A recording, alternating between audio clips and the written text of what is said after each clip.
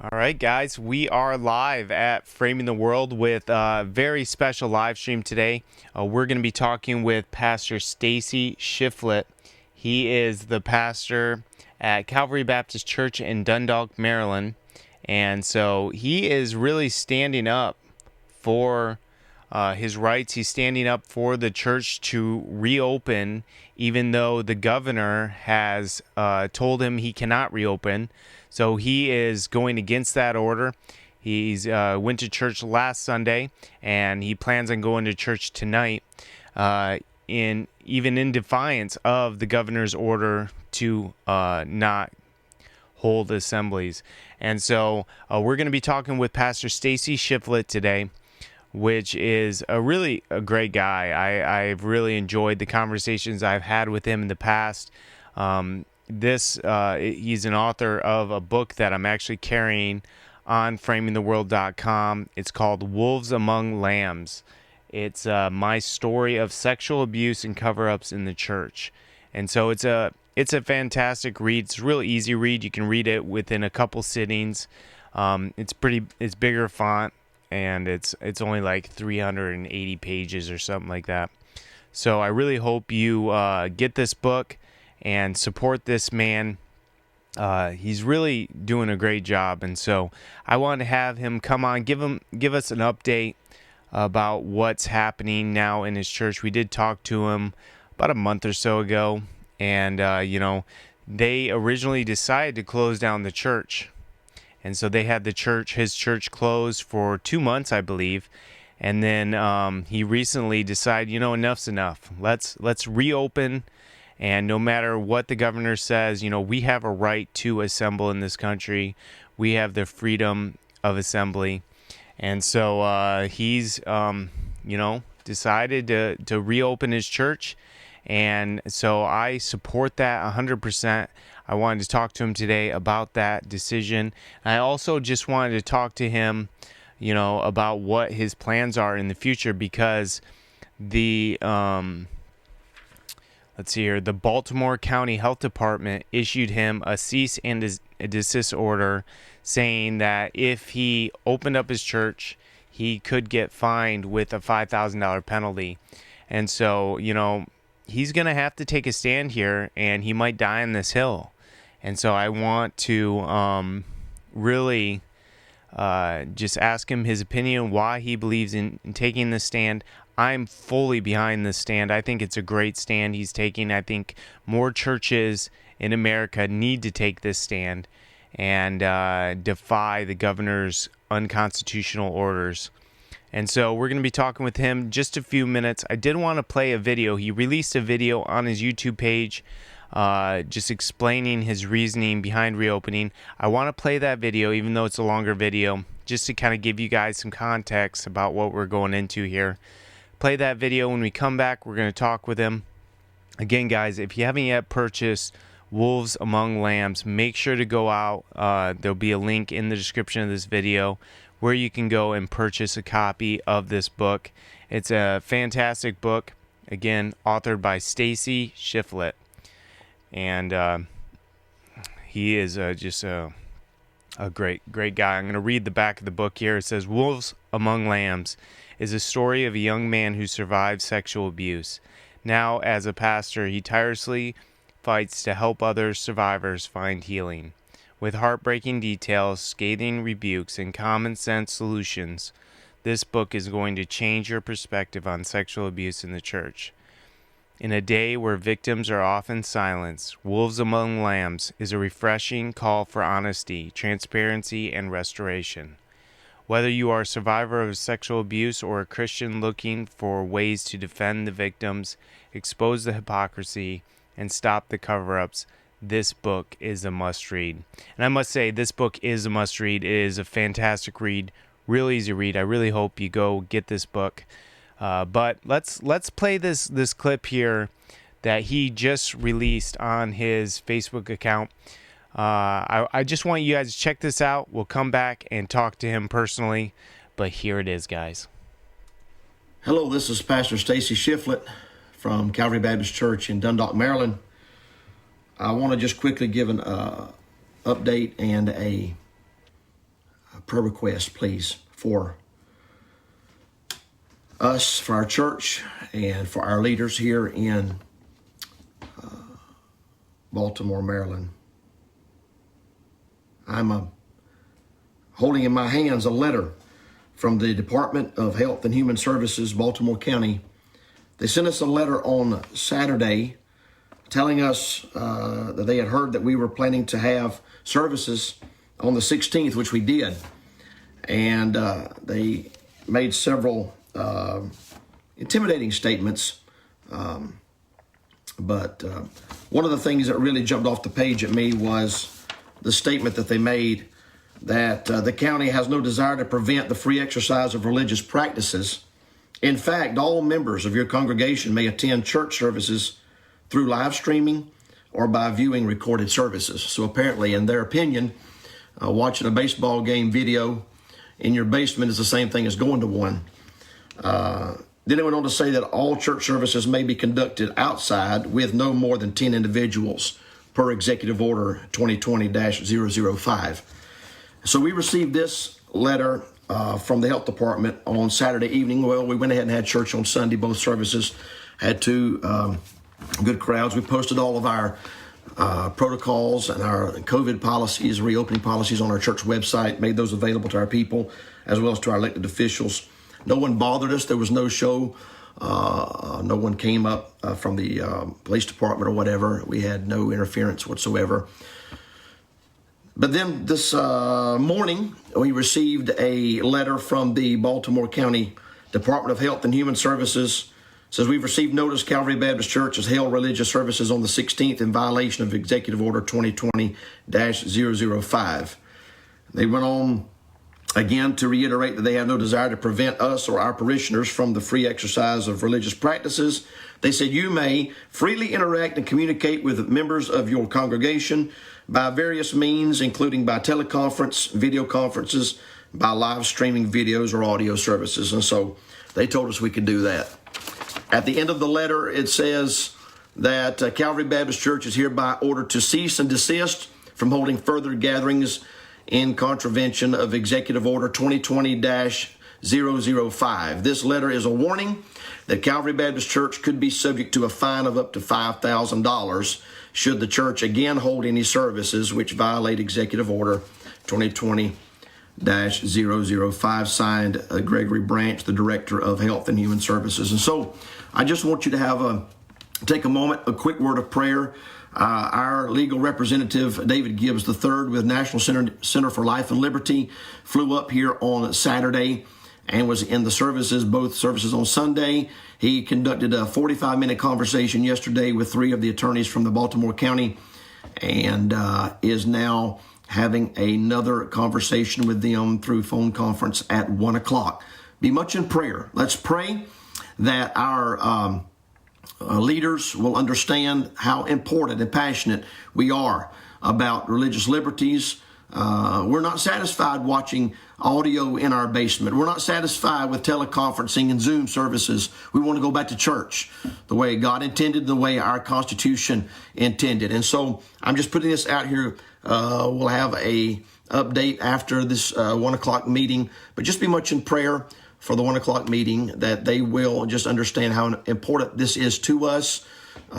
Pray for us. We'll keep you posted. Again, this is just a quick update about a cease and desist letter from Baltimore County with the warning that our church, didn't say the members or anyone that attended, it said the church could be subject to a $5,000 fine. So we plan to continue moving forward, and we've communicated that to them in no uncertain terms. And so pray for us. We'll keep you posted. We'll talk to you later. All right. So we have Pastor Stacey Shiflett on the line right now. And so I can't wait to just talk with him and kind of get an update on everything that's going on right now. I know things are constantly changing here. And, you know, if I were to talk to him, for instance, later tonight, things would change as well. So I really appreciate it, Pastor, for coming on the line today. Thank you so much for being with us. First off, you originally decided to comply with the governor's decision to shut down Calvary Baptist Church, and you shut down the church for about 2 months.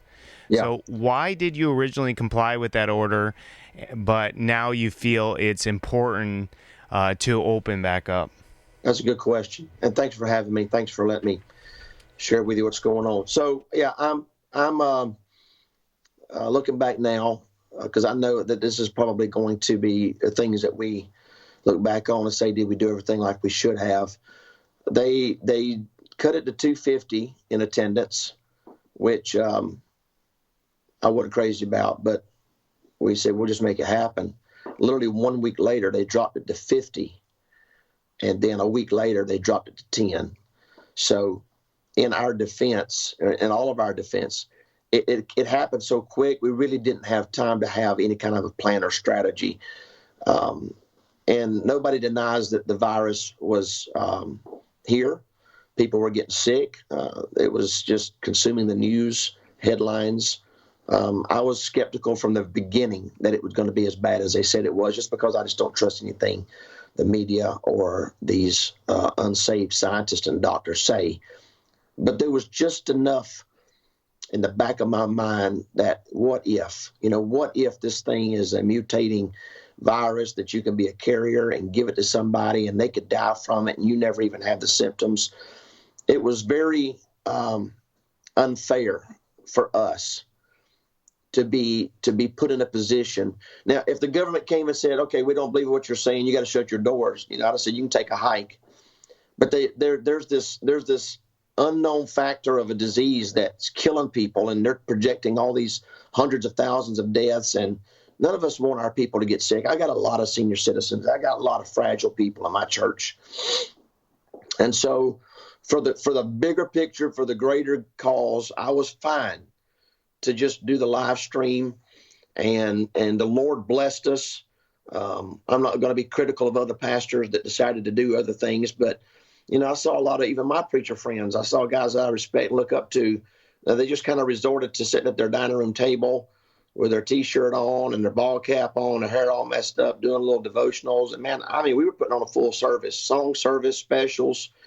I was preaching my guts out. We was giving an altar call, putting phone numbers up there, an invitation for people to call and get saved. People were calling and getting saved, and God just let us do that, and it was working. Our offerings were up. Our online visitors exploded. We went from having 200 people per service watching to up to over 1,000, and then within a day or two, it'd be anywhere from 1,500 to 2,500 people watching each service. And man, that blew me away. And missionaries were watching, and lost people were watching, and we would get emails from people. And so I was like, okay, God's kind of got us right now in hiding. I used that passage over there in where God told Elijah to go hide thyself by the brook Cherith. And for 3.5 years, that great man of God hung out at the widow Zarephath's house. And then in the next chapter, God said, now go show thyself. And I told our church, I said, God's got us right now hiding. We're going to do here what we can do here. And as soon as I get the green light, we're going to show ourselves. And about 3 or 4 weeks ago, I just felt like God's like, okay, you need to start preparing your church for pushback. And see, another thing too, there's so many different dynamics that come into play with these church shutdowns. You've got smaller churches that can fly under the radar. You've got churches that are up off the road, and their parking lot's not seen from the main road. They got woods and trees around their church. Man, our church is like in the middle of a subdivision. It's like in a fishbowl. Okay, there was no way in the world that we could have cars in our parking lot and nobody know it. And we're a high-profile church. I've got elected officials in my church. We've been here 65 years, but we're very involved in our community and outreach, running buses. And there's no way in the world, if I decided to cross that line, that I could do it without drawing an enormous amount of attention. So I just was waiting on leadership from the Lord. And as I began to get feedback from our people, we're ready to come to church. We're ready to come to church. Can we come to church? I was like, hey. And it was killing me to tell them they couldn't. So I started preaching messages, preparing our people's hearts for the time that I felt like God was ready for us to just reopen. And to make a long story short, I was on the governor's They called me, asked me to be on their work group to put together a set of protocols to reopen the state of Maryland. So I was on there with 28 faith leaders. I mean, the Muslims, Jewish rabbis. There was a couple of Baptist guys on there, but it was everything from all over the spectrum. And I thought, well, before we reopen against the governor's executive order, let's see how this plays out. So I just kind of put that on the back burner. I dove into this work group, and it turned into a dumpster fire. I mean, they were proposing no congregational singing all the way up through phase 2 of the reopening. They were proposing, well, you could have 10 people max on the platform with a choral group, but they had to be 10 feet apart and sing with a face mask on. They were proposing you could not reopen your children's classes or any of your children's activities for the kids 12 and under without further guidance from the Department of Education. And I saw where this thing was going, and I told them on the phone, I said, you know what, I'm out. I've got more objections than you guys have got time to listen to. I said, I'll detail them in the email. I said, I'm resigning. I got off the phone, and I shot them everybody an email, everybody in the governor's office, all the faith group work leaders. And I said, I'm not doing it. I don't want my name. I don't want the name of our church associated with these recommendations that you're going to give to the governor. I said, these things are unreasonable. I mean, one of the things was, Paul, you couldn't even count your offering for 48 hours. They told you to collect them in some sort of receptacle, dump them in a plastic bag, and wait 48 hours to process your offering. I was like, are you kidding me? Who does that? And so the restrictions were insane. It was obvious to me they were just trying to make it so tight that nobody wanted to reopen, even when they said you could. So at that point, I decided, okay, we're going to just go ahead and reopen. So prayed about it, met with our deacons, and made sure they was on board. Of course, they've got my back 1,000%, which I praise God for them. They don't run this church. They don't run me, but I do use them for a sounding board, and we pray together, and we talk, and they're like, Pastor, let's do this. And so I wrote a letter to the church and said we're going to reopen on the 24th. We started putting together all of our policies and procedures, all the stuff that we were going to do. And I told them, I said, some of y'all probably going to think this is unnecessary. Some of you is probably going to think it's not enough. But we've got the optics we've got to deal with. There'll be probably cameras and the media. We have to give every appearance to our community that we are concerned about opening safety, but we're going to reopen. So, I mean, we went to the nth degree, taking temperatures at the door with those thermal thermometers, making everybody wear face masks. At least till they got seated and they could pull it down, and just kind of sit there like that. And we shut the water fountains. We didn't have any choir practice, no choir, no Sunday school. I mean, it's just killing me. But I knew I had to if we could just get through this reopening, then we could discuss some of these other issues afterwards. And so that's what we did. But saying all that, after I wrote the letter to the church saying we were going to open on the 24th, there was so much pressure on the governor that on the 13th, he reopened the state, which was a Wednesday afternoon at 5 o'clock. He had a press conference. Okay, we're going to enter into phase 1. Churches can now have 50% capacity. And we was like, yes, praise the Lord. And so I got up in the pulpit on that Wednesday night at 7 o'clock. I said, praise the Lord, God's answered our prayer. We don't have to open our doors and take a chance on all this pressure and all these eyeballs on us. We can have church Sunday. We'll see you on the 17th. Well, then on Thursday at 5 o'clock, the county executive had a press conference and shut the county back down. He made it even harder than it was before. It was so rigid. He said, even if you have an outside service, you can't have more than 10. I'm like, are you kidding me?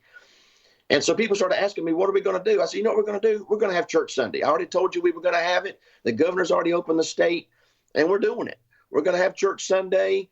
I sent out an email. I sent out a detailed email. We put a bunch of stuff on our website, a liability waiver for everybody to read, to make sure they understood that by coming here, you're aware of the possible risks, and you're accepting that, and you still want to be here. We had all of our policies and procedures on there. I even went so far as to have our state senator and our church call the Baltimore County police captain and give him a courtesy call because word had already got out. The media said they were going to be here at 10:30. I was trying to fly under the radar, but again, I told you it's not going to happen here. Our church is too much of a high profile. And so I said, well, do a courtesy call. He said, I know the guy. He's a nice guy. I said, call him. Call him, tell him we're having church. If he gets a call or a complaint from anybody in our neighborhood, tell him we're having church, point him to our website, show him all of our policies and procedures, give him my phone number if he wants to call me, threaten me, do whatever. But tell him we don't want him to show up and harass us and interfere with our services on Sunday. And so the media showed up on Sunday morning, interviewed some people. They didn't come in. I wasn't going to let them come in. And no police, no law enforcement at all showed up. And I thought, that was kind of easy. Now, I did get a letter from the health department on Saturday night.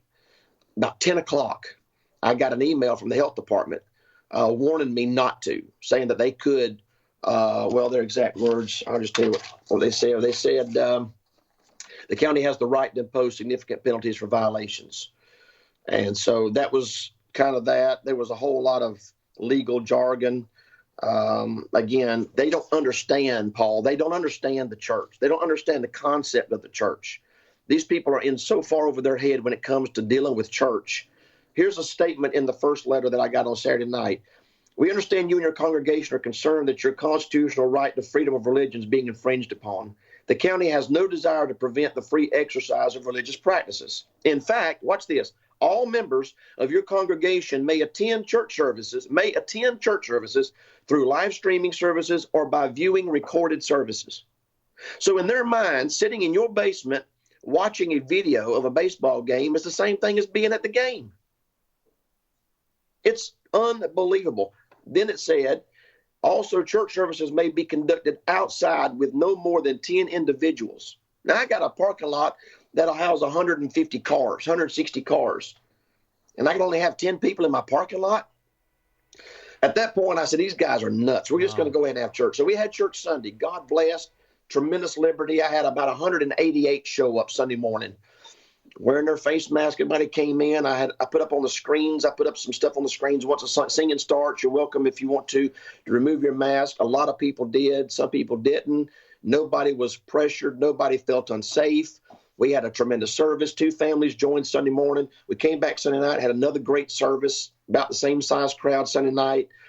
And then we have had the Lord's Supper, had those little disposable things that you can buy online. You get like 500 of them for $65. It's a little plastic cups, got the grape juice in it. There's a little cellophane thing on the top. It's got the little wafer in there. We put all those out on the tables by the doors. People came in and got their own. We didn't pass them out. Nobody touched them.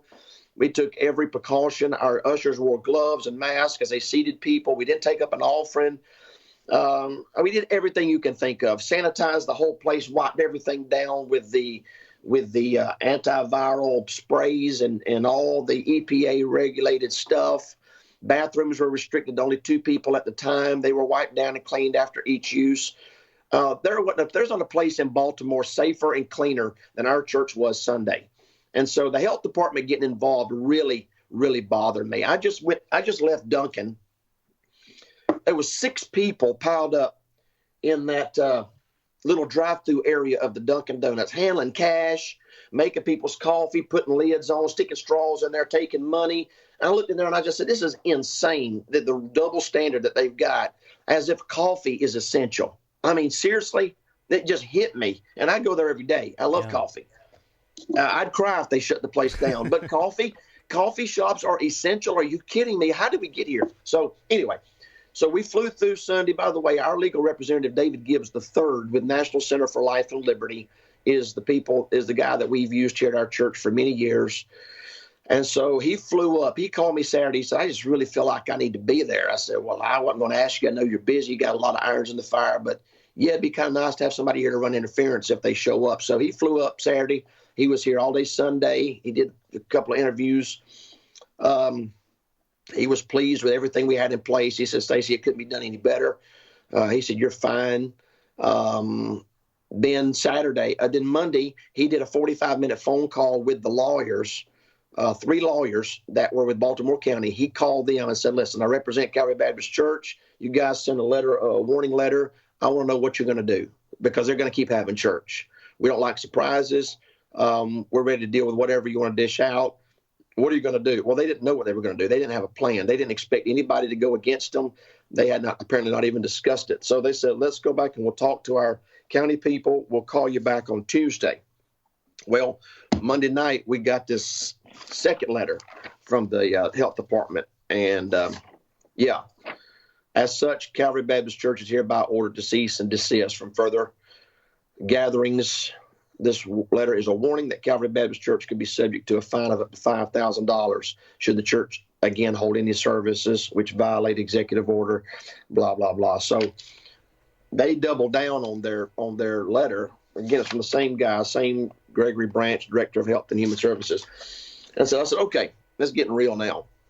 Well, they didn't make the 1:00 appointment yesterday that they had scheduled with him. They just kept bumping it. And I'm not making this up. They literally texted him yesterday at 6:00. He said, I'm bathing. I'm giving my daughter a bath. My day just kind of got hectic. We'll talk to you tomorrow. I'm like, are you kidding me? So here David Gibbs is here, the third.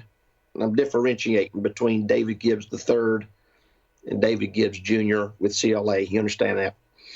They always get confused. But anyhow, so David Gibbs the third is here, sitting at a hotel doing Zoom calls with churches and all, and he's here in Baltimore for 4 days trying to help us navigate this and just red tape, governmental bureaucracy. So I took him to the airport this morning. He flew back to Tampa, and we're going to wait now and see what they do. We're having church tonight, Paul.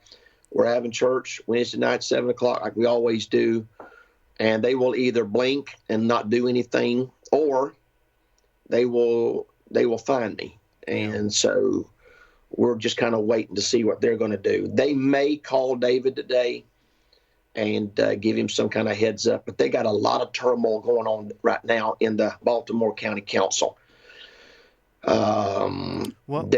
They're having infighting about this because what they did was they voted to give the county executive emergency orders for 45 days. And so he's not even consulting with any of the councilmen about this stuff. They've shut down Baltimore County, Baltimore City, and nobody can do anything about it. And they're having rallies.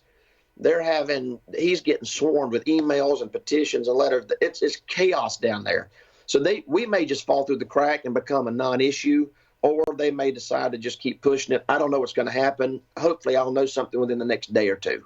Well, do you know of any other churches in your area or even in your state that are actually standing up against this executive order? Yeah. So I worked for 4 weeks behind the scenes when I knew that we were going to what I was doing, I was trying to get everything in place in anticipation that they were just going to keep dragging this out. Our governor is a Republican. Larry Hogan is a Republican, but he's a rhino. He hates President Trump. He threatened to run against him this time. It was like a total joke. I mean, he had zero support, so he trashed that idea. The only way he got elected in Maryland was he's a fence straddler. He's a consummate politician. He caters to the liberals. He's just enough of a conservative to keep them happy. And so, it's our state government is the House of Delegates and the Senate is majority Democrat. So there you go. Obviously, Baltimore County Councilman is an ultra liberal Democrat, and he hates. I shouldn't say hates. He don't like Hogan at all. Yeah. So now it's turned into a political thing. What happened was Hogan did the same thing Trump did. When Trump said he had the authority to open all the states, I was like, no, you don't. So he kicked it back to the governors. Well, Governor Hogan was getting so much pressure, he opened up the state, but he said, but now different counties can do whatever they want to do. So he shrugged off the leadership and the pressure and took the chicken way out and threw it at the county executives. And several of the counties in Maryland are open, but several didn't. And there's where your confusion's coming in. And your small business owners are pulling their hair out because all I got to do is drive 15 minutes and I can go to a small business. They're open now. So all these businesses here are losing all their customers to the people right across the county line, that way and that way. And so there's where the pressure's coming in now for Hogan from the small businesses. But there's been a few churches. There was a black church in Baltimore City. They had 250 people Sunday morning. They was in the television. They were on the news. He says, we're having church. And, of course, the media don't really know what to do with an old black preacher in a black church in the ghettos that's having church. I mean, what are you going to do, right? So they didn't do nothing when they was down there during the Freddie Gray thing, burning the place to the ground. They didn't say nothing when they were throwing bricks at the cops. They weren't saying anything when they was burning the Walgreens down. What are you going to do about an old black preacher having church? So they talked about it, but I don't think he got a whole lot of opposition. But we opened, and a couple other churches in the perimeter of Baltimore out in the areas opened, but for some reason or other, we were the ones that kind of drew the fire. So now I do know that there's going to be quite a few churches open up on the 24th, because that's what we had planned to do. Back up to what I was saying earlier, I worked for 3 weeks, 3 or 4 weeks now, trying to build a coalition of pastors. I said, if we all open at the same time, what are they going to do? Let's just overwhelm them. Let's just do it. Let's just revolt. And let's just have church. Yeah. And so we picked the 24th because it's Memorial Day weekend. We also picked the 24th thinking, okay, that gives us a couple more weeks for them to go ahead and open up the church. And that we just prayed about it. And we felt, okay, the 24th is just it's a good date. That's what Brother Charles Clark up in New Jersey, Solid Rock, the one that started this Church's Essential website, which I was on hours of Zoom calls with them. And he's just been kind of helping all these church planners. There's so many young preachers throughout the Northeast corridor, up through Massachusetts, Connecticut, New York.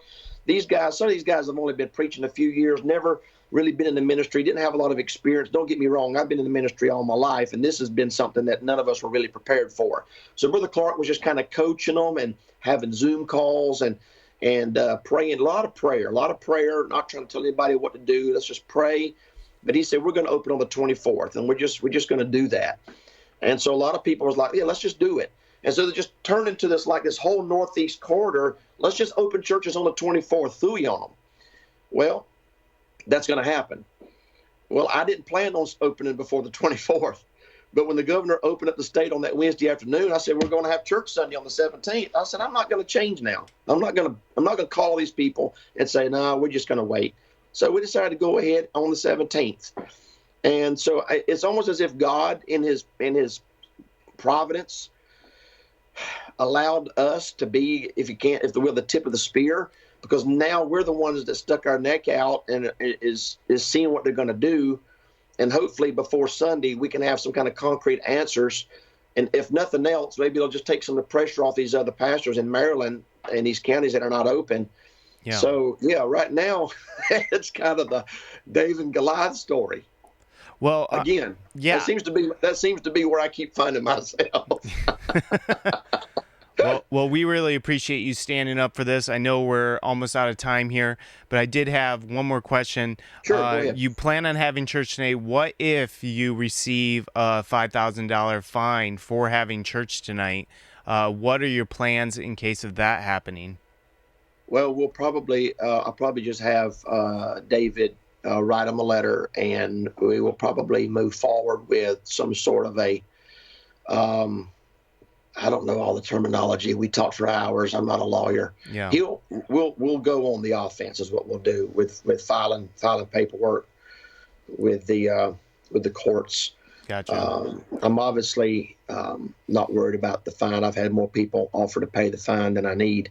I wasn't worried about the fine to start with. I'm not even worried about going to jail. I mean, I'm ready to go to jail. I set my family down 3 weeks ago, my wife and kids, and I told them, I said, I am ready to get locked up in the back of a police car. I'm ready to be processed, fingerprinted. I'm ready to spend the night in jail. If this will open up our churches, take the pressure off of us, I said, somebody's got to stand up. And my statement was this, and this is in our official statement on our website. We either have liberty to worship or we have permission to worship. And as long as we settle for permission, we'll never have liberty again. And so I'm willing to drive this thing all the way to the bone. And I'm not worried. I'm not intimidated. They don't have enough paper in Baltimore for the fines that it would take to even get me to begin to hesitate to shut our church down again. We're not shutting our church down again. We're having church tonight. We're having church Sunday.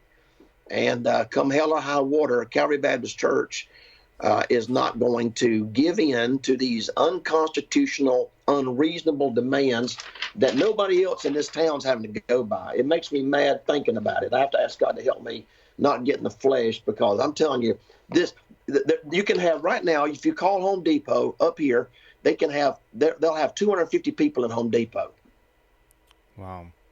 You can have 190 people at the grocery store, and then they want to have 10 people in a sanctuary that seats 600. It's ridiculous, and I'm not doing it. Well, I really appreciate you coming on and talking with us today. Guys, if you're out there listening and you live anywhere near Dundalk, Maryland, go to his church, support him, and support this stand that he's taking. I really appreciate it. I wish more churches out there would take this stand. If churches all over the state just opened up and decided, let's do this, because there's no end in sight to this. I mean, if we all just roll over, they could have churches closed for a year, and so I really appreciate pastors like you, other pastors. There's other pastors too as well that are opening up against the recommendations. And so thank you so much, Pastor Shiflett, for coming on today and talking with us. I really appreciate it. Hey, thank you for letting me talk. And also, I want you to have your people pray. This story got picked up by Todd Starnes. I got an email this morning, or text message this morning from their executive producer. I'm supposed to be on their radio show today at 2, or do some sort of interview today. So this thing is picking up some big people are noticing it. And I think that's what it's going to take, is we've just got to absolutely overwhelm our leaders with pushback. We're not going to take this anymore. And I didn't do this to get any kind of attention. I didn't do this for that. I just want to go to church. I just want to have church. I want everybody to leave us alone and let us have church. And so just help me pray. If our church taking a little bit of heat, we'll take some pressure off these other churches on the 24th. So be it. I can't think of anything worse that would in the media for Baltimore County to do would be to fine a church $5,000 on Memorial Day weekend for having church. Just think about that a minute. Think about that. I don't think they want to go down that road, but if they do, we're prepared for whatever they want to do, and we're not backing down. We're going to stand our ground. So thank you so much, Paul, for allowing me to tell you about it. Y'all pray for us, and we'll see what God does. All right. Well, very good. Thank you so much, and I hope you have a good day. God bless. You too. Thank you. All right, guys. That was Pastor Stacey Shiflett of Calvary Baptist Church in Dundalk, Maryland. I really appreciate him coming on. If you haven't yet purchased a copy of Wolves Among Lambs, it is a fantastic book. You can go to their church website and get a copy, or you can get one at framingtheworld.com. So I wanted to take calls and just talk with you out there and just get your opinion about this, him staying open and everything. So if you want to call in, you can call in at 480-519-4999. That's 480-519-4999. All right, guys. This whole thing just gets me super fired up. And that was recorded a little earlier today. And we're going to take calls now. So make sure you call in to the show. He's preaching right now as we speak. And it's a fiery sermon. So he's just doing great work out there. And I just really appreciate everything he's doing. So call in. Let us know what you feel, whether you agree with him opening the church or whether you don't agree. Give us a call, 480-519-4999. I want to hear your guys' opinion. So call in. We'll take your calls live. We just want to just thank this man. So even if you just want to call in and just thank him, I hope he watches this stream later, and we can just at least get the word out there. But yeah, he's standing tall. He's doing a great job. I know people in the comments are very happy for the stand he's taking. Just to post a few comments, I'm glad the church is opening. Someone wrote, I bet drug users sharing needles do with gloves and masks on right now. Yeah. Well, call into the show, guys. 480-519-4999. And let's talk about this. I'd love to get your thoughts on everything that's happening. I really appreciate everyone tuning in. Make sure to thumbs up this video, guys. We have 81 people watching live right now, and we only have 36 thumbs up. So make sure you thumbs up this video. Call in 480-519-4999, and we're going to take your call here and get your opinion on what's happening.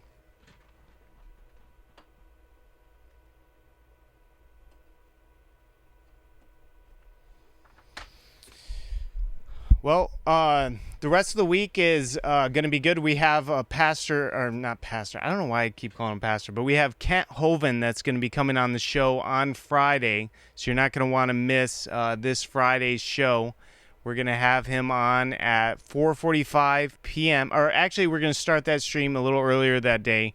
We're going to start actually at 3:45 p.m. on Friday. A little earlier because of a scheduling issue with him. So we're going to get him on a little earlier in the day. But, yeah, guys, I can't say enough about him. That was just a fantastic interview. I wanted to just go through some of the comments here. Someone wrote, "Good pastor, it's about time we all stand up to this nonsense." I really hope you guys go out to his website and check it out. Pastor Stacey Shiflett.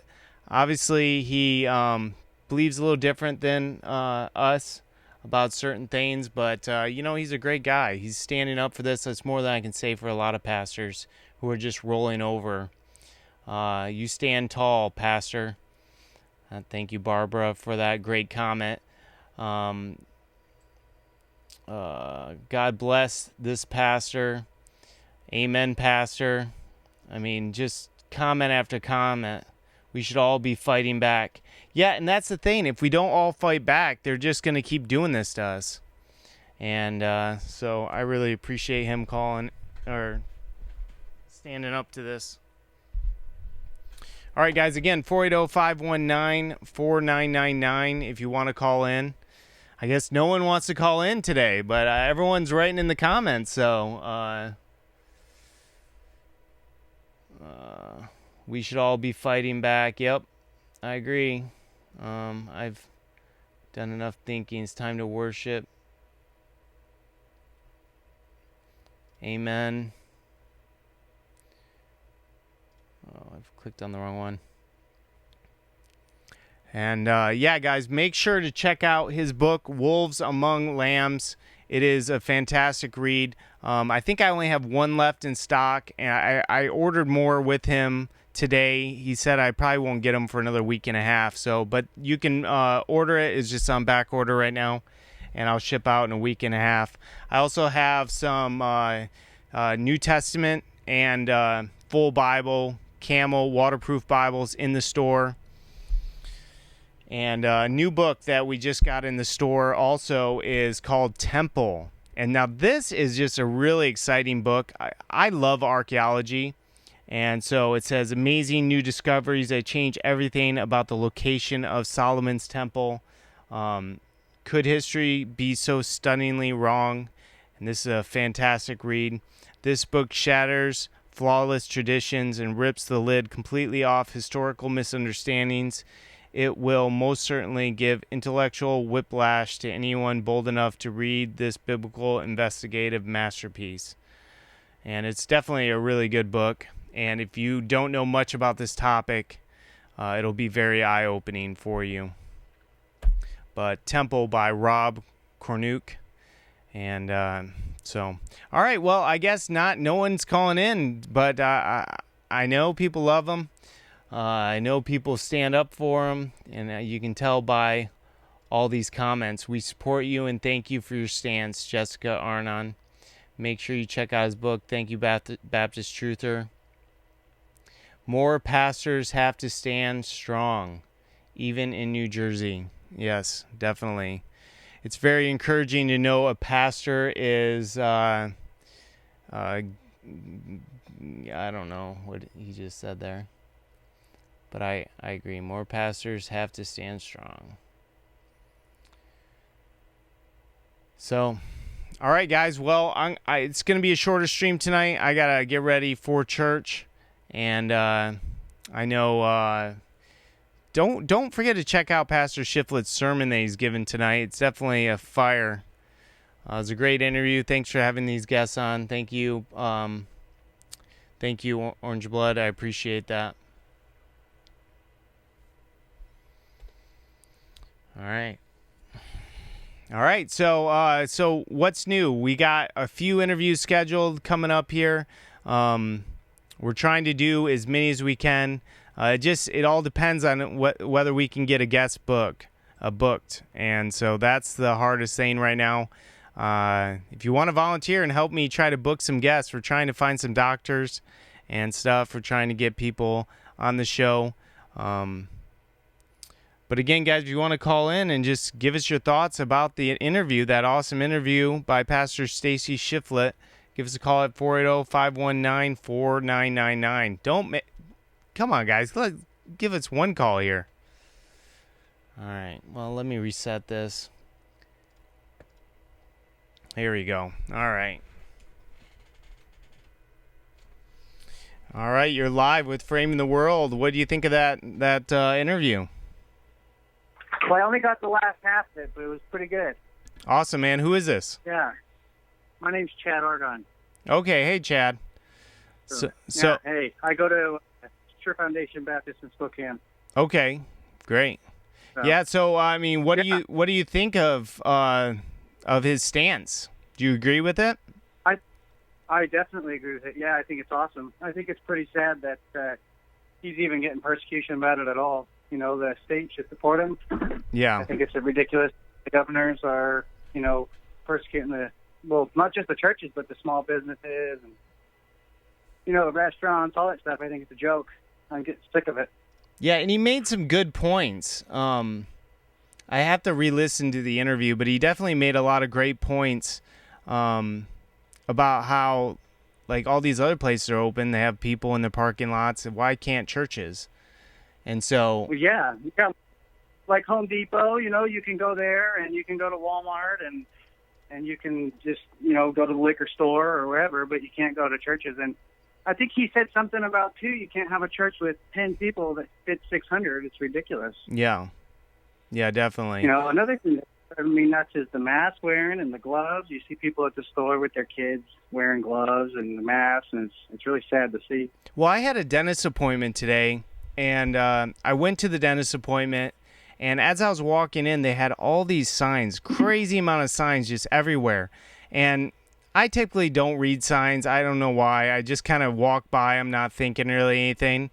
And went into the dentist appointment, and the lady at the front desk just kind of panicked when I walked in with no mask. Could you put a mask on? Yeah, because I guess we had to have masks on in the dentist's office, which I don't know why they wouldn't tell you that it's required when you book the appointment. It's like, I'm paying you this ridiculous amount of money to be there, and I have to wear this mask. Anyways, so I walk in, and she's like panicking. She doesn't know what to do because I guess everyone just complies with this order. And she's like, well, you can't be in here without a mask. I'm like, okay. I don't have a mask. And she's like, well, we have a mask here. And she pointed to a basket of masks. And I was like, I don't want to wear a mask. I was like, do I have to wear a mask? And she's like, yeah, you have to wear a mask. And I was like, I'm not wearing a mask. And I was like, can we cancel my appointment? I just want to go. And she's like, okay, yeah, you can cancel. I'm like, I'm not going to get charged for it, right? And she's like, no. And she's like, I'm like, all right, see ya. It's like they don't Well, how does that make, because when you go in there, you're going to sit on the chair and open your mouth. I know. Maybe it's for everyone in the building. I don't know. It makes no sense. Especially. Yeah, I think it's about just getting people used to obeying senseless orders. And they did my temperature too. They tested my temperature as soon as I walked in the door. It's like, what in the world? Crazy. I think the masks and the social distancing is a way to kind of dehumanize us. Yeah. Because we look at there as if, we're filthy. And God made people to share a certain level of germs and stuff like that anyway. And so the fact that they don't want you shaking hands and, standing close to each other, hugging, whatever, it's just weird. I mean, I think it's been proven now that this whole virus is a fraud anyways, that it's not as bad as they made it out to be. I think everyone is now finally realizing that is a complete nothing burger. Mm-hmm. Well, and I think pretty much everybody knows somebody who knows somebody who's died of a non-COVID-19 and they label it COVID-19. Yeah. I personally have a friend who had a family member. Let's see, he has a mechanic shop. His family member friend died of a heart attack, and they labeled it coronavirus. Yeah. It's ridiculous, man. And I know actually a couple stories of that. And, it's funny. My sister-in-law, she dislocated her knee the other day, and they took her to the hospital in Boise, Idaho, and she was like super pain. She was hyperventilating. She was sweating profusely. And before they even looked at her, they asked her a whole bunch of series of COVID questions like, do you have a fever? Have you been exhibiting COVID-19 symptoms? And she's like just screaming at him like, look, I don't have the coronavirus. Will you please take care of my knee? And the guy made her put a mask on, and she's like hyperventilating. And he was like, oh, she's like, get off your power trip. I'm really in a lot of pain. I can't wear the mask. And he's like lecturing her about the coronavirus. Then finally they get back in the room, and he tells her, get on the bed. And she's like, I can't put pressure on my knee. And he's like, well, you can put pressure on your other leg. And she's like, I can't do it. And so finally, after a whole series of questions and just harassment, he looks at her knee, and she said his countenance changed. He turned white as a ghost. And all of a sudden, they started taking care of her because her knee actually was super dislocated. And it's become this thing where that's the only thing that matters. Yeah. I mean, I don't even watch news and stuff, but anytime I get any news, all they talk about is the coronavirus. I mean, it's just like, it's all anyone wants to talk about. And, there's a lot of other stuff going on in the world. It seems to me like this is a big smokescreen for a lot of other stuff to be taking place. It's all a fraud, man. Well, thank you so much for calling in. I appreciate that. I was drowning over here, man. You saved me. I know. I know. I saw that. And I thought, well, all right. All right. Yeah. I appreciate that, man. Okay. Well, hey, I appreciate your insight. Sure. Thank you so much.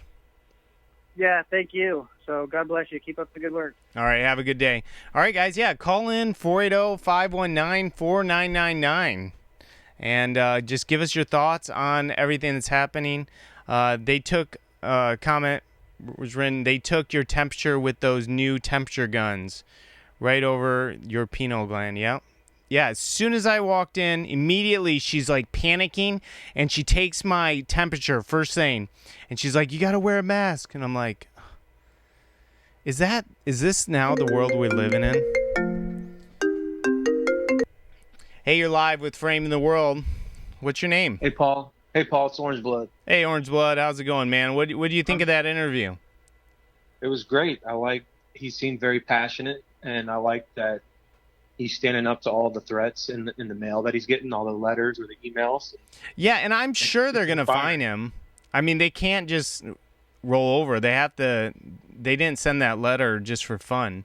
They're going to fine him the $5,000. I'm sure they'll keep fining him, but I just really appreciate that he's willing to take a stand, even though those fines are coming at him. Well, you've had a few preachers on who've been dealing with this stuff, and I just wonder, as things go on, if any of these guys who are like the head of their church and preaching, if they're going to have any sort of legal recourse, and if people are going to start, filing lawsuits or whatnot against an infringement of their religious freedom. I wonder how that all is going to play out. Yeah, I hope they do, man. I really hope they do. Some of these bigger churches, and I know his church is a bigger church, so he's the perfect guy for this to happen because he can actually afford those $5,000 fines. Well, I just wonder, I mean, because I know the political system is all messed up and super, everybody's just against everybody, but I know Bill Barr, he's a Republican guy he was put into power by Republican Donald Trump, but he's already said that, he's concerned about some of the regulations that cities are putting on people. And I just wonder if they start bringing stuff to his attention, if he'll be willing to prosecute people or to, send out cease and desist and say, hey, you're violating people's religious freedom. Yeah. I wonder how it's all going to play out. But hey, I did wanted to mention to you, because you know who I am, you've got my contact. If you need someone to try to help you out getting guests, I have experience booking events and shows, live shows and stuff in Austin. So, all right, brother. Yeah, I'll send you an email about that. Okay, do it. Because if you got a list of people that you already know that you want on your show. See, this is the thing. The list of people we've already contacted a million times. I really just need someone to just try to find people. Okay. Well, I've got time. I'm willing to do it. So send me an email about that. All right, will do, man. Thanks so much. Yeah, man. Thank you. I appreciate it. All right, brother. Have a good day. Bye.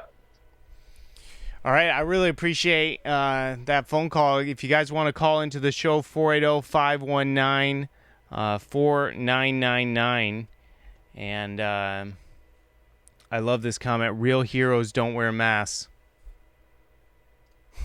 That's the funniest comment ever. Again, call in 480-519-4999. I'd love to hear your thoughts about Pastor Shiflett's stand, if you agree with it, if you don't agree with it. Even if you don't agree with it, call in. I mean, obviously, I would not agree with you. But, yeah, call in. All right, so we got some more comments here. They took your temperature. Yeah, I said that one. My job says we cannot come back without checking our temperature every day. Yeah, well, if your job makes you do it, I mean, I guess you just do it just to get paid.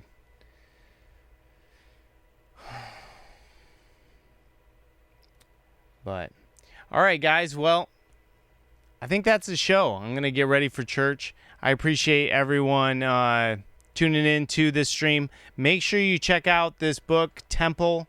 It's on our website. Just go to framingtheworld.com, type in the upper right-hand corner, Temple. This will pop up. It's a fantastic book if you haven't read it. And send Pastor Shiflett just a message on Facebook or an email and just show him your support. Hey, you're live with Framing the World. What's your name? Hey, my name is Oscar. I'm calling from Delaware. Hey, brother, what do you think of that interview? Well, I came in at the tail end of it. I lived about an hour from Donlock, and I'm thinking of going over there this weekend, but I don't know. I may have to work, but I'm here at work listening to your live show, and I think you're doing a great job. I'm not trying to butter you up, but a guy wrote in his comments that work is making him take a temperature, and I know the employer that I have is like really hammer us to wear masks in when we go into a room and stuff like that, and it's pretty. I don't think this is a test. I think this is the real thing, the beginning of something, Yeah, something bigger. Yeah. Oh yeah. I've been a conspiracy theorist. Well, I never believed it until about 4 or 5 years ago, till I said, what if those conspiracies are real? Yeah. Then I started researching, and some of them were real, And if you have the Holy Spirit inside of you, He'll lead you into all truth. And I would, and that's when I found Pastor Anderson and his church. Well, you can see this leading towards the end times. You can see that this is an event that will perfectly lead us into the end times. That's why I don't see how a lot of people don't get it, or a lot of pastors don't see this as a problem. But it is. I mean, they're taking away our rights every day.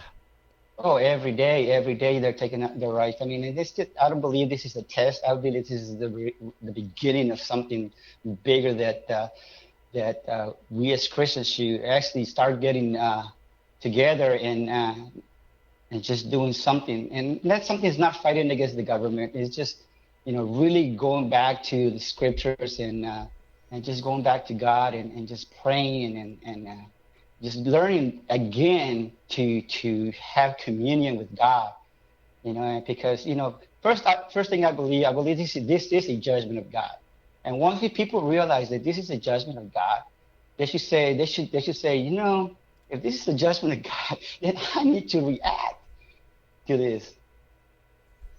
Yeah. Well, I appreciate you calling in, man. Thank you so much. Thank you for having your program, and I try to listen as often as I can. like I said tonight, I'm listening from work. That's the only good thing that they let us do, because we work by ourselves, and they let us stay entertained while we do our job. Well, hey, man, I would really go to church on Sunday, because I'm sure the news media is going to be there. I'm sure protesters are going to be there. I know they had that last Sunday. So if you did go to the church, now would be the time to support them. Yeah. I really, this is the first that I don't have a burden to go, but I just like, what if that'd be a good thing to do. So. Well, he's on fire right now too. So. I believe it, and I believe it. Awesome, man. Well, thank you so much for calling in. I hope you have a good day. No problem. Thank you. All right. Bye-bye. All right, guys. Well, if we can get another phone call, we'll keep going here for a little bit. 480-519-4999. That is 480-519-4999 to give us your thoughts on everything. Don't forget to make sure you tune in to Friday's show. We're going to have Dr. Kent Hovind back on the show talking about the coronavirus and also talking about a few other things. We haven't really planned it all out yet. Hey, you're live with Frame the World. What's your thoughts on the interview? Well, hi, Paul. It's Pete. But unfortunately, I didn't catch the whole interview. I only caught, like Oscar, I only caught the tail end of it. But okay. Sorry about that. No worries. I'm going to go back and watch it for sure, because I like Brother Shiflett a lot. But yeah, I wanted to call in and talk about the mask thing and see if it's as crazy with you guys over here as it is over there as it is here. Okay. Because over here, it's like become like a full-time job trying to get around all the mask police in all the stores. And my thoughts are how are we going to proceed with this, trying to duck all these mask police in all the stores? Because basically, and the last caller mentioned it's not necessarily about fighting the government. And I agree with him, because, the Bible uses words like stand, just it talks about being steadfast and standing. So you don't even necessarily have to fight and go on the offensive. All we really have to do is take a stand. I certainly don't want to go out in public and wear masks. It's getting harder and harder to navigate. For example, I was doing a job for somebody this week on Monday, and it entailed carrying furniture and all kinds of boxes up 5 flights of stairs. Mm-hmm. And I conceded. I was like, look, I'll wear a mask because you're employing me to do this job. But I let her know, I don't think it's really necessarily reasonable. And I also told her, don't be alarmed if you see me without the mask for the. Well, Peter, did you hear about the 2 children in China that died wearing the mask in gym class? No, but I feel I don't think that's far-fetched at all. Because no, it really happened. On that mask, it feels disgusting and it feels unsanitary. And look, I'm not a medical professional. I was moving furniture up 5 flights of stairs in New York City, up and down, loading a van, and they're not made for that. They're not made to do. And, no. She's like, yeah, it's fine. I walked up the stairs with the mask on. It's fine. But, it's not fine. You're hyperventilating. You're trying to catch your breath. And every time you take the mask off, it makes me very thankful for fresh air that God's given us. But basically, it's I feel like it's the Western equivalent of putting a woman in a burqa. It's we're facing the same kind of stigma over not covering our face over here as they do in the Middle East as women. And I'm not willing to wear masks all the time. So there's basically notices on every store door, and when you walk in, you will not be allowed in without wearing a mask. So I essentially just always ignore that, and I just walk in as if I'm supposed to be there. Generally, people don't say much to you. Yeah, because people are scared to confront other people. I had the same thing when I walked into Wells Fargo the other day. I just walked in, even though they said you cannot come in without a mask. I just walked right in. And no one said anything to me. And I kind of make them kind of capitulate to me as much as I can. I'll be like, well, look, I can't wear a mask. I don't wear a mask. And I don't usually, if they do, they usually don't prod, because I think a lot of people in these stores, look, they're just like normal people. They don't want to be the mask Nazis and the mask police. Yeah. So basically, if they'll concede to you if you just stand your ground a little. And also, I've noticed that I'm also able to if you just decide I'm not going to wear a mask and I'm going to figure out how to get around this, basically just find all the cool establishments in your city. They're usually the local businesses, and they're usually cooler than the big corporations. But these people working, they're just following their guidelines that they've been told to act with, to enact with the customers, but they don't necessarily want to be doing it. So if I you just tell people I don't need to wear a mask, and I don't need to tell you why, but it's for a medical reason. And I have had a history of asthma, so I have used this during this whole thing. But yeah, I'm not wearing a mask. That's my point of this call. I'm getting very frustrated with the mask hysteria here, and well, it's a health threat. I mean, this article is a real article on New York Times. I'm showing it on the screen right now. 2 boys dropped dead in China while wearing masks during gym class.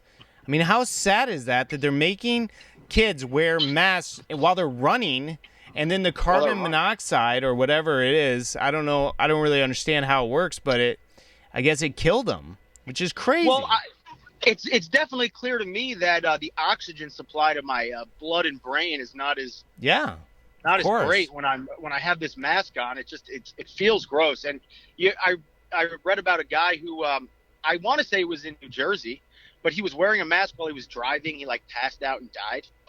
And he crashed because, first of all, I don't know. I guess it's just it's total lack of understanding, but also total lack of faith. Man, these people, they're out on a bike or on a jog and they got masks on, or they're in their car by themselves wearing masks. And it's not the world I want to live in. And it's almost like a surprise play from, the New World Order, so to speak, because when you think about the facial recognition technology, all this and that, but now they're actually telling people to cover their face, and it's the people who will not cover their face, that are being stigmatized and kind of persecuted a little bit. So I think it's kind of maybe a foreshadowing of what you'll see in the end times. When it comes for to, sure. The mark of the beast. Yeah. Yeah, because that's why I can't even wrap my head around these pastors that are all about the end times. They're just silent about this, because this is the biggest step towards the end of the world than any other event in human history. Well, I've tried to hold my tongue. I've tried to reserve judgment on a lot of things during this whole thing, and just be patient. And I agree with you at this point, completely. It's ridiculous. At this point, it's so clear that they were wrong, but they will never admit it. No, never. And of course, the governor in New York, he wants to. All these other establishments are open. They don't want churches to open. And I like how everyone. I'm still not going to church. I need to go to church. I'm just a sinner and a man. I need to get back into church. I can't just be. I'm not going to be live streaming my whole life. And basically they're talking about. I guess I want to say it was Maryland. Maybe it was in connection with Casey Shiflett. But how they basically said oh yeah, this isn't about religious freedom or anything. You have the right to exercise your religion via live stream. Yeah. And it's not the same thing. And they don't get this. They're going to use these laws to go against you for other reasons later on. Yeah, I agree. So that's why I think basically the people not covering their face now are probably going to be by and large a lot of the same people who aren't going to be taking the mark of the beast and that kind of thing. Yeah, well. And it's funny. It's okay, we're going to stand strong during the end times. Unless there's a virus going around, then we're going to all cower. It's what in the world? And there are going to be viruses. Of course. That's the whole point. Yes. Right. Basically, my attitude now is, you know what? If God wants me to get sick, I'm going to get sick. If I don't get sick, it's by the grace of God. I haven't changed a thing about my schedule. I refuse to change anything about my life. I go about my life as normal, and I feel like I'm not going to get the virus. And if I do, who cares? I'm healthy. I'll be able to fight this thing. It's it's not a big deal. You have no chance of dying. At my age, you have a 1% chance of dying, and that's high. Well, it's really convenient for them because when people ask me about my mask every time, I think if you want to get by without wearing the mask, I think one thing that's very important is to be friendly, like be firm, but like be friendly. Yeah. But I just tell people like, no, I don't wear a mask. I say I'm not sick. I say, don't worry, I'm not sick. And how convenient for them. Like, it's like, oh yeah, but you could, you can be asymptomatic for 4 days. It's like, so basically, like, you want me to live my life as if I'm sick, like indefinitely, like in case I did contract it 3 or 4 days ago and just am not exhibiting symptoms yet, I just have to wear a mask anyway. I'm not willing to do that. I'll stay 6 feet away from you. And by the way, the social distancing thing too is also, I think it's programming your mind. It's programming. It's programming because the Bible says that in the end times, because iniquity shall abound, the love of many shall wax cold. And when you use all these, you talk about technology. And people that don't think that they're going to try forced vaccinations is ridiculous. I mean, obviously, I don't think they're going to do it this time. But I think the next event, if an actual real virus comes in, I mean, they will implement forced vaccinations. Yeah, I know there's a lot of talk about forced vaccinations. Every time you walk past a television and there's coronavirus coverage, it's like all you're hearing about is, oh, the vaccine, the vaccine, the vaccine, the vaccine, the vaccine. And that's all they're talking about. I know it's never going into my body, over my dead body. They'll have to strap me down. My family isn't getting a vaccine forcibly. I mean, I believe, like, I personally believe they cannot force you to take it, and like they can pressure you, and that you ultimately have to, consent at some point. But in the future, that might change. But they're gonna have to get my consent, like, after a lobotomy or like after I die, because they're not putting a needle into my arm. But basically, the mask thing. I just tell people I'm not sick. I'm not sick. I don't need a mask. I'm not a sick animal. And I'll stay 6 feet away from you. I won't even breathe on you. It's just people, like, human connection is like dissipating. Like, they don't want people to have human connection. They want social distancing. And I get very suspicious when, like, look, I was kind of, like I said, slowly treading these waters, just carefully at first. But when I'm seeing ads from like Bank of America and Chase and Wells Fargo and all these big corporations with like this music, like this like inspiring music, like na na na na na na on the piano, and then like over it they're like, we know how important social distancing is. And then there's like a picture of like this lady in a mask smiling. They're like, don't you want to social distance? Don't you want to wear a mask? Don't you trust us to? It's like, if they want me to wear a mask, the worst thing they could have done is have Bank of America in an ad telling me to wear a mask, because now I'm just completely suspicious of all your motives. Because totally. What are these corporations? What do they have any interest in? Like, is it just this grandstanding? Well, only these big telling me to wear a mask? Only these big corporations are benefiting from this. All the mom and pop shops are all going out of business. Yeah, well, the mom and pop shops, it's kind of like separating the wheat from the chaff right now. It is. The mom and pop shops have been the coolest ones. I've just been just finding all these cool, like, local businesses that aren't big chains and corporations, and just, that's who I'm supporting with my money. Yeah. I've been seeing guys out in public not wearing a mask. It's like they get so excited to see me not wearing a mask. It's so funny. Yeah, you immediately bond with people that aren't wearing masks.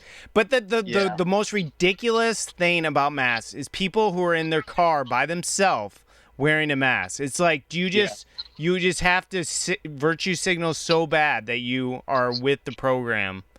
Right, exactly. And it's a lot of, maybe they're just really that fearful. Yeah, and like well, today that's true. I saw a man walking with what I assumed to be his daughter, and she was like 4 or 5 years old. Mm-hmm. Like, looked like an adorable girl, but she was just out in the sun with this mask on, walking around with this mask on. I'm like, yeah, this is not the world I want to live in. I don't want to just like cover my face from people. I don't want to social distance. I don't want to make everything virtual. And they obviously have an agenda to do that. Look, if they've laid out their agenda in the past, if we see this event happen and then they're trying to bring to fruition all of these agendas that we know they already had, I think that's, something stinks to high heavens. That's obvious at this point. But my point now is, Paul, before I get off, I think our job is just to stand. We don't have to go on the offensive at this point. No. All we need to do is stand, having done all. Because we are being proven right at this point. I think everyone admits that this thing is nothing. unless you're completely brainwashed. Yeah. Which and over here, it's a hot spot over here in New Jersey. It's like, besides New York City, but even I had to make a decision. Like, am I going to give credence to this fear? And I decided I'm just going to have faith in God to, and it's not tempting God. Like, I'm not going to get that's not what it is. It's not tempting God to like give me the virus because I've been haughty. It's simply like not capitulating to nonsense. It's not consenting to it. I'm not gonna like I don't want to make it seem legitimate. Like what they are suggesting is legitimate by putting on a mask, by being all hysterical. Yeah. Because it's not legitimate. It's been proven to be ridiculous, and I'm sure they're taking a lot of notes and watching the people, how everybody responds to this. Well, one of the funniest comments I've read tonight is from Eric G. It says they will make. Oh wait, no, not Eric G. Good night. It just went away. They said I saw one that said "Real heroes don't wear masks." Yeah. Oh man, Anyways, all right, I lost it. Well, if the governors and the president isn't wearing a mask, and listen. What can you do but live your life? How can you live your life like this? Yeah. You just simply can't. It's no way to live in America. Awesome, Peter. Well, thank you so much for calling in, man. I got to let you go. We're going to close off this stream. Cool, man. All right, brother. Have a good day. Have a good one. See you later.